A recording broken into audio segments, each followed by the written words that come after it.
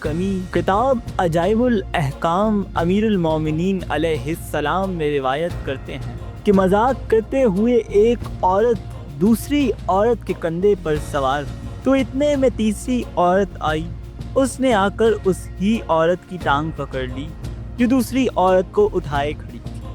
وہ ڈر کے مارے سر کے بل گری اور جو عورت اس پہ سوار تھی وہ بھی گر کر مر گئی. پھر یہ فیصلہ امیر المومنین علیہ السلام کے پاس پیش کیا گیا. امیر المومنین نے حکم دیا کہ خون بہا کے 3 حصے ہوں گے.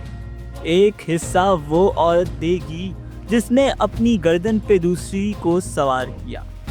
دوسرا حصہ وہ عورت دے گی جس نے ٹانگ پکڑی تھی اور تیسرا حصہ ساکت ہے.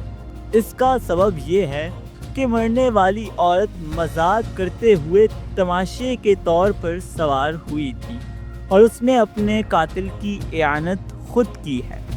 حقیقت میں ان دونوں عورتوں نے خود کو ہلاکت میں شریک کیا. جب اس فیصلے کی خبر رسول خدا صلی اللہ علیہ وآلہ وسلم کے پاس آئی تو آپ صلی اللہ علیہ وآلہ وسلم نے اس کی تصدیق کی اور اس فیصلے کو صحیح قرار دیا. شیخ مفید ارشاد فرماتے ہیں کہ ابن شہر آشوب مناقب میں اور ابن اسیر جزری مخشی فائق میں اور دوسرے لوگوں نے بھی اس حدیث کو نقل کیا ہے. وہ عورت جو سوار ہوئی گر کر مر گئی اس کو واقعہ کہا جاتا ہے اور جس عورت پر سوار ہوئی تھی اس کو کامیہ کہا جاتا ہے اور جس عورت نے ٹانگ پکڑی تھی اس کو کارثہ کہا جاتا ہے. شیخ مفید نے ارشاد میں ابن شہر آشوب علی ابن ابراہیم اور دوسرے لوگوں نے بیان کیا ہے کہ ایک دفعہ کچھ افراد ایک دیوار کے سائے میں پناہ لیے ہوئے تھے کہ ان کے اوپر دیوار گر گئی جس کی وجہ سے تمام افراد جاں بحق ہوئے.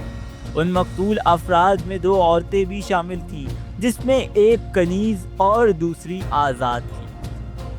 ان دونوں عورتوں کو ایک بچہ بھی تھا پر آزاد اور غلام بچے کی پہچان نہیں ہو پا رہی تھی کہ کون سا بچہ کنیز کا ہے اور کون سا بچہ آزاد عورت کا ہے. آخر کار لوگ امیر المومنین علیہ السلام کے پاس فیصلے کے لیے آئے اور ساری بات بیان کی.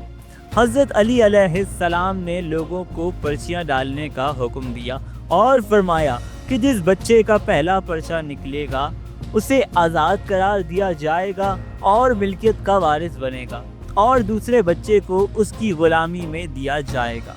جب اس فیصلے کی خبر آپ صلی اللہ علیہ وآلہ وسلم کے پاس آئی تو آپ صلی اللہ علیہ وآلہ وسلم نے اس فیصلے کی تصدیق کی اور اس فیصلے کو صحیح قرار دیا.